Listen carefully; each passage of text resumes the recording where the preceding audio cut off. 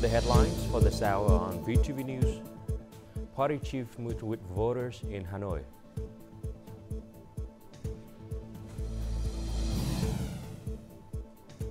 Ending province builds infrastructures for nuclear power project.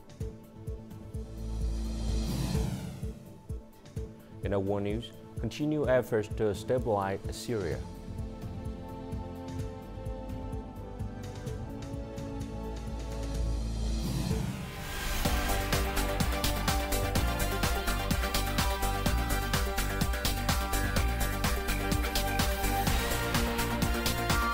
Broadcasting from Hanoi, the capital of Vietnam. VTV News starts right now. Hello, it's 8 a.m. local time in Hanoi, and you're watching VTV News. On Tuesday, Party General Secretary Tô Lâm met with voters from the district of Ba Đình, Dong Da, and Hai Ba Trung in Hanoi to report on the outcomes of the 8th session of the 15th National Assembly. At the meeting, Party General Secretary Tô Lâm outlined the country's socio-economic development and discussed urgent tasks established by the party Central Committee to guide the nation into a new era of growth and prosperity. He also addressed voters' concerns. We hope that the party, the government, and the National Assembly can come up with specific solutions to improve the education and training system to develop the country's human resources. I propose that the National Assembly strengthen the supervision of the implementation of Resolution 29 on fundamental and comprehensive innovation in education. Primary education deserves our utmost attention, as it plays a key role in education. However, there are still places where this issue is not given the necessary focus. We need a stable curriculum with standardized national requirements. We also need to eliminate the problem of academic achievements being inflated. Additionally, we must ensure educational equity in society so that people from all over the country can benefit from the advancements in education. On Tuesday afternoon, the Party General Secretary of the Communist Party of Vietnam, Tô Lâm, also the Secretary of the Central Military Commissions, visited the Vietnam Military History Museum in Hanoi. Speaking to the museum official, the party chief said that the museum should highlight the enlightened directive of the Communist Party of Vietnam at every stage of the country's development, as well as the people's full support for these policies. The party leader also recommended showcasing more of the international responsibility of the Vietnam People's Army, which through international cooperation actively contribute to the proactive defense of the homeland.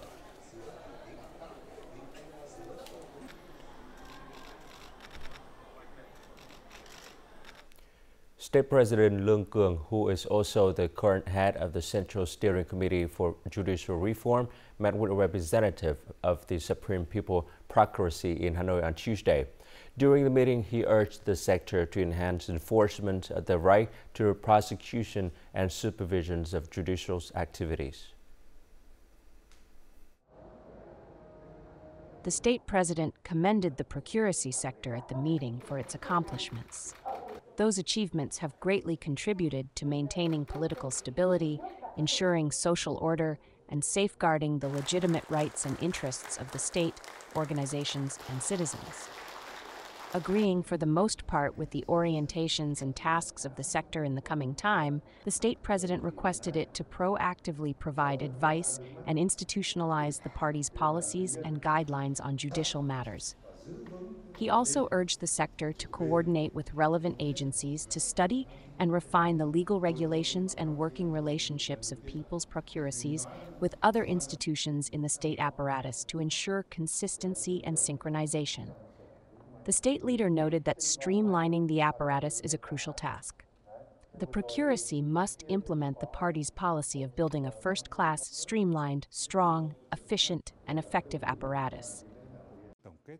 The Politburo is resolute in its goals, as outlined in Resolution 18. Currently, around 70% of the budget is allocated to maintaining the administrative apparatus, leaving only 30% for investment in development. How can we become stronger under these conditions?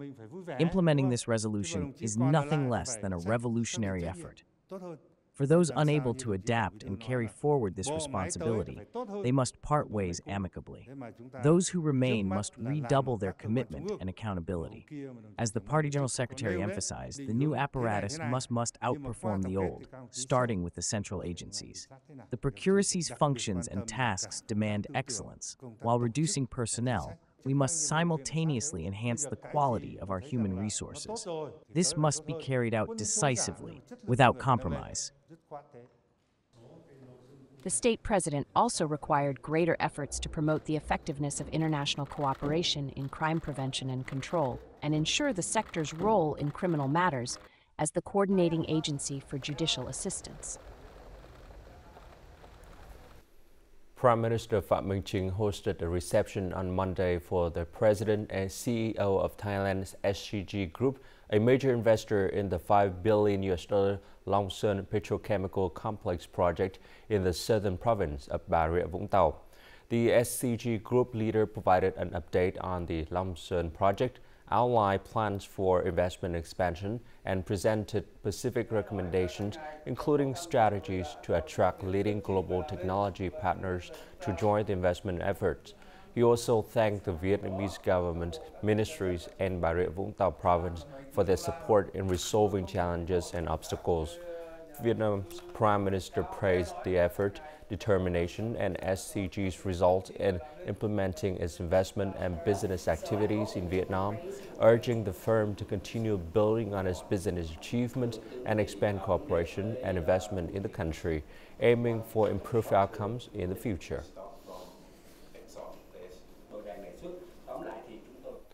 During his official visit to Singapore, Vietnamese National Assembly Chairman Trần Thanh Mẫn met with Singaporean President Tharman Shanmugaratnam on December 3rd. The Singaporean president stressed the significance of the National Assembly Chair's visit, saying it will contribute to developing bilateral relations more strongly and substantively. He also congratulated the Vietnamese parliament on its close collaboration with the government in making sound decisions to help Vietnam obtain significant achievements in socio-economic development and a high GDP growth rate. He asked the National Assembly Chair to convey his invitation to the General Secretary of the Communist Party of Vietnam's Central Committee, To Lam, to visit Singapore at a convenient time. Discussing the National Assembly Chair's proposals, the Singaporean president affirmed that Singapore will continue supporting Vietnam in improving human resources. He also suggested further promotion of exemplary cooperation models, such as the Vietnam-Singapore industrial parks, capitalizing on cooperation opportunities in new areas such as digital transformation and the carbon credit market, strengthening energy cooperation, including electricity grid connectivity within ASEAN, and speeding up a cooperation project between Singapore's Sembcorp Group and the Petro-Vietnam Technical Services Corporation. The two leaders also emphasized ASEAN's consistent position on resolving disputes in the East Sea through peaceful means, in accordance with international law, especially the United Nations Convention on the Law of the Sea, UNCLOS 1982, to ensure a stable and sustainable development environment in the region. National Assembly Chairman Trần Thanh Mẫn received leaders of several major Singaporean corporations on Tuesday as part of his official visit to the island's country. More to follow. The top legislator praised the CMIA Capital Partners and Suprana Jurong Group for the effective investment in Vietnam. Their partnership in investing in Ho Chi Minh City Ecotech Township project to the tune of $1.3 billion is expected to create about 120,000 jobs. Meeting with the chief financial officer of Keppel, the Vietnamese leader highly valued the company for implementing over 20 cooperation projects totaling more than $3 billion with Vietnamese enterprises. Hosting the deputy CEO of Temasek International, the top legislator expressed his hope that the corporation will continue expanding investment in Vietnam, emphasizing the country's commitment to removing barriers and facilitating the operation of local and overseas firms, including Temasek. National Assembly Chairman Trần Thanh Mẫn, his spouse, and a high-ranking delegations of the Vietnamese legislature arrived in Tokyo on December 3rd evening, starting a 5-day official visit to Japan at the invitations of President of the House of Councilors Sekiguchi Masakazu and his spouse. Welcoming the top Vietnamese legislator and his entourage at Han Dang Airport, where Senator Makino and other officials from the House of Councilors, the Vietnamese ambassador to Japan, and representative of the Vietnamese community in Japan, among others. During the visit, Vietnam's National Assembly chairman is scheduled to hold talks with President Sekiguchi Masakazu of the House of Councilors and Speaker Nugaka Fukushiro of the House of Representatives. He and the President of the Japanese House of Councilors will sign a cooperation agreement between Vietnam's National Assembly and Japan's House of Councilors during this visit, marking an important milestone for elevating legislative cooperation between the two nations in the coming years. Prime Minister Phạm Minh Chính on Tuesday stressed that individuals and organizations that have caused obstructions or delays to the Long Thanh International Airport project in the southern province of Đồng Nai must be managed in accordance with legal regulations. More on the following story.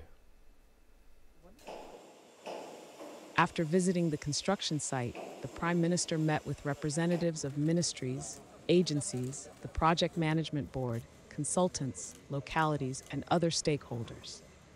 He noted that the project, the largest of its kind in Vietnam so far, is significant to the socio-economic development of the Southeast region and the entire country. The government leader acknowledged the project's progress, but pointed out several lingering issues, such as the land clearance rate remaining stagnant at just over 98% since September 2024, and others regarding investment approval and investor selection for component projects. I require that all work be completed by the last day of 2025. All who are responsible must ensure that Long Thanh Airport is operational by February 28, 2026. No further delays are acceptable, and there must be no further setbacks. Time, intellect, and decisive, timely actions are the keys to success. The sluggishness in constructing the headquarters for animal and plant quarantine agencies and ground service facilities must be explained, and a report on this should be submitted to the Prime Minister this month. Alongside implementing the first phase, work should begin immediately on Runway 2, striving to break ground in early 2025. At the same time, steps should be taken to finalize the design, allocate the funding, and select contractors to begin the second phase as soon as the first is completed in 2025. Regarding transportation infrastructure projects, he agreed with the proposals from the agencies. He urged the acceleration of ongoing projects. The Ministry of Transport was tasked with working on alternative transportation solutions, such as a metro, subway, or high-speed rail, to connect Long Thanh and Ton Sa Nut Airport in Ho Chi Minh City, with a route plan and investment feasibility to be done by the first quarter of 2025. At a recent H session, the National Assembly officially approved the policy to restart the Ninh Thuận nuclear power project after an 8-year suspension. The government has been tasked with urgently allocating resources for implementation. At the same time, Ninh Thuận province has immediately begun readying infrastructure at the two plant project sites. These sites selected after the rigorous evaluation by domestic and international experts meet the strict criteria of the International Atomic Energy Agency. Thai An village of Ninh Hai district is chosen as one of the planned nuclear power plant sites. Residents are optimistic about the project. We agree with the state's policy. This was a revolutionary area in the past. We see the importance of contributing our little efforts to the country's growth and development. The people hoped the project would be implemented soon and that policies would be put in place to help locals stabilize production and livelihoods. The project spans 380 hectares in Thai An village and 440 hectares in Vinh Trung village. Infrastructure development is underway, and it is planned to be completed by year-end. Both production and residents' quality of life are safeguarded. Having implemented Resolutions 31 and 41, we ensure long-term land use management aligned with the development of power projects. This serves as a foundation for the immediate implementation of nuclear power initiatives. The restart of the Ninh Thuận nuclear power project addresses national energy needs. It presents an opportunity for the province to progress toward becoming Vietnam's renewable energy hub. With strong local support and careful planning, the project is poised to bring long-term benefits to the region and the country. Coming up next on VTV News, providing job opportunities for people with disabilities.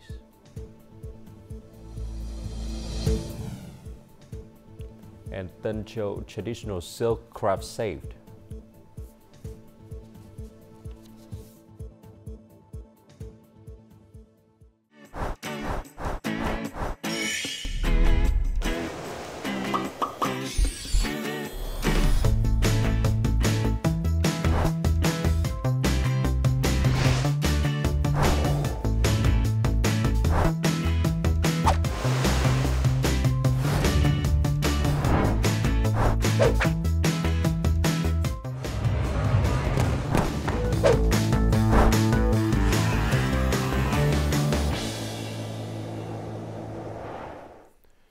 The High People Court in Ho Chi Minh City on Tuesday upheld the death sentence for Trương Mỹ Lan, chairwoman of the Vạn Thịnh Phát Group, in an appeal trial that lasted for nearly a month. More on the following story. The defendant received a death sentence for property embezzlement, 16 years in prison for violating lending regulations in the operations of credit institutions, and 20 years for bribery. The total penalty is the death penalty. Regarding civil liabilities, the court ordered Trương Mỹ Lan to compensate SCB for outstanding debts of approximately $28.08 billion USD. During the appeals process, the defendant proposed measures to recover assets and address the damages. However, the assets presented were of insufficient value, providing no basis for the court to determine that she had remedied 3/4 of the case's financial consequences, a requirement for commuting the death penalty. The trial panel also stated that if the defendant could pay 3/4 of her assets to remedy the consequences, the sentence could be reduced from death to life imprisonment. The Departments of Water Resources forecast that saline intrusion in the Mekong River's estuaries will intensify in December. Salinity level of 4 grams per liter are penetrating 15 to 20 kilometers inland, though this is still 7 to 10 kilometers lower than the multi-year average. Despite this slight improvement, the department warns of significant risk of drought and saline intrusion during the 2024-2025 dry season. These conditions are expected to be more severe than average, but less intense than the dry seasons of 2023-2024, 2015 to 2016, and 2019 to 2020. The department urges coastal provinces to reinforce critical dikes and embankments in preparation for potential high tides toward year-end. Local authorities are advised to plan for early showing in flood-receded area to reduce water demand during peak drought. Irrigation system must closely monitor rainfalls and Mekong water flows to optimize water storage. Additionally, provinces should inspect and strengthen temporary dams and irrigation infrastructure to mitigate saltwater intrusion risk.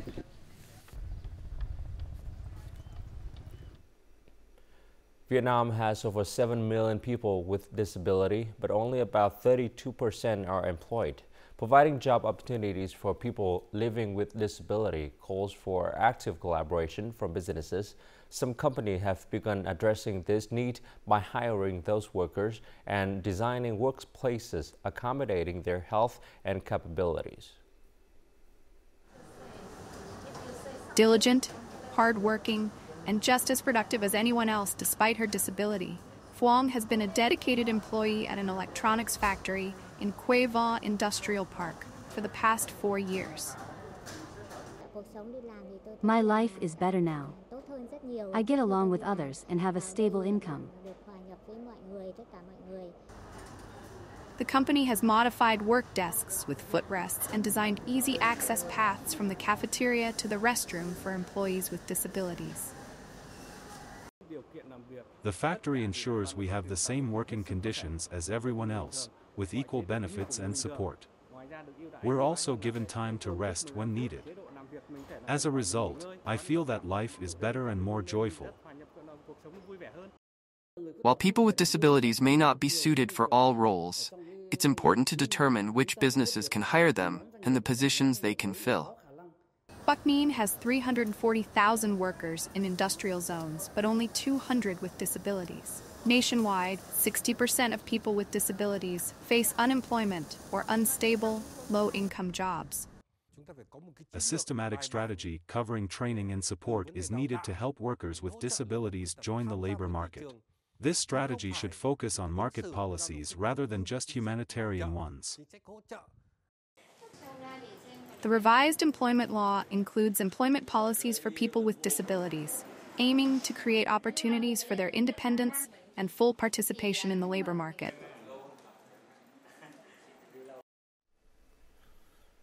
As modern machinery advances, many traditional craft villages are slowly disappearing.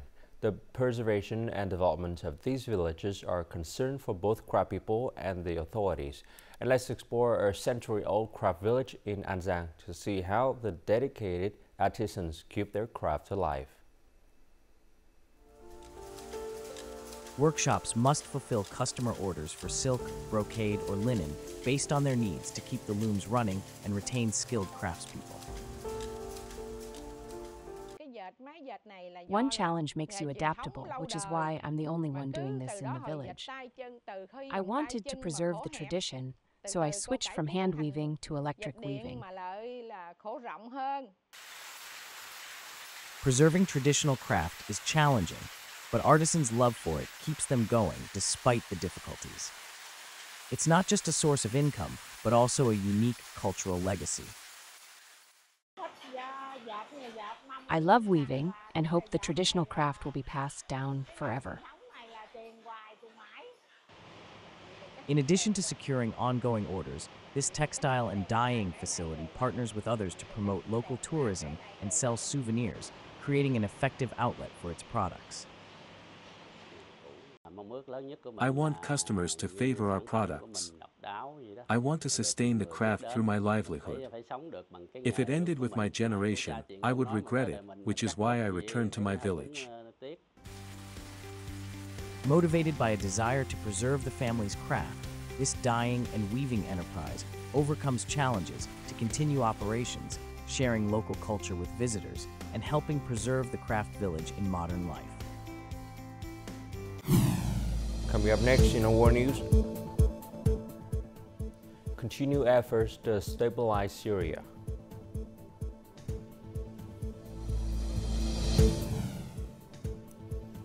And Notre Dame Cathedral unveils its new interior after a devastating fire.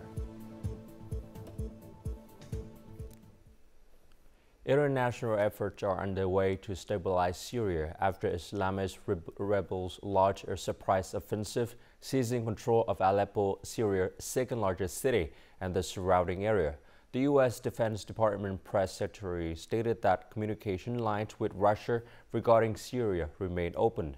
This mechanism has been utilized to prevent potential miscalculations arising from the region's geographical proximity of Russian and U.S. forces. In addition, the foreign ministers of Russia, Iran, Turkey, and Qatar are set to meet in Doha to discuss solutions for stabilizing the situation in Syria. But while the Syrian government announced that its army is redeploying forces and preparing counterattacks to repel the rebels, the ongoing fighting has claimed over 500 lives, with more than 50,000 people forced to flee their homes. Ukrainian President Volodymyr Zelensky stated that Ukraine will invite Russia to a second peace summit. In an interview with Kyodo News, the Ukrainian president stated that Ukraine would not compromise its position as all leaders wanted Russia to attend a second summit. The first peace summit, attended by a representative from 91 countries and 8 organizations, was held in Bürgenstock, Switzerland in June. Russia was not invited. Earlier, the head of the office of the President of Ukraine, Andriy Yermak, said that Kyiv is ready to hold a new summit on President Zelensky's peace formula in the coming months. Russia declared no objections to a considering conflict resolution initiative, provided their authors genuinely aim for peace.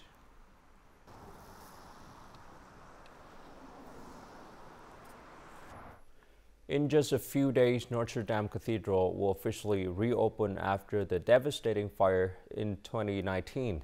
The restoration of this nearly 900 years old masterpiece stands as a proud symbol of the resilience of the French people and their unwavering commitment to preserving a cultural monument of the global significance.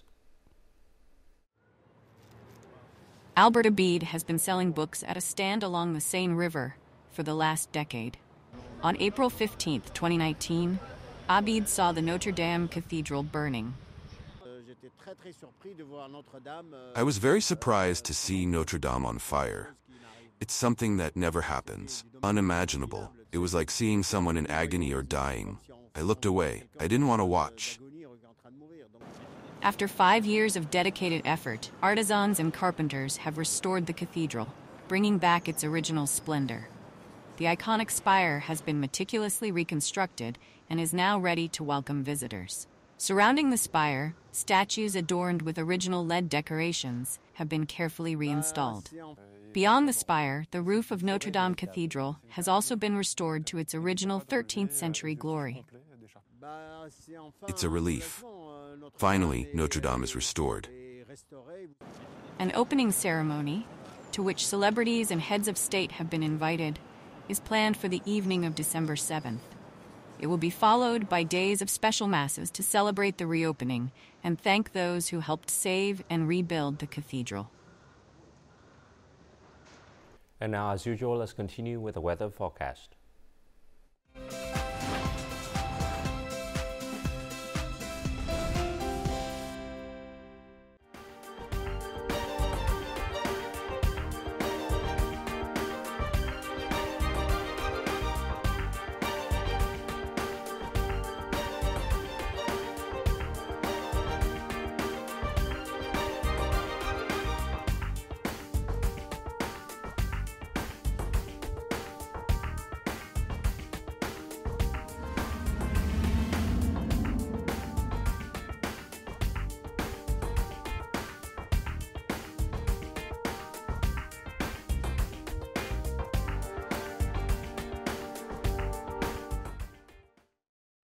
And that's it for this hour on VTV News. To rewatch our program, you can log on to vtvgo.vn or download a mobile application VTV Go.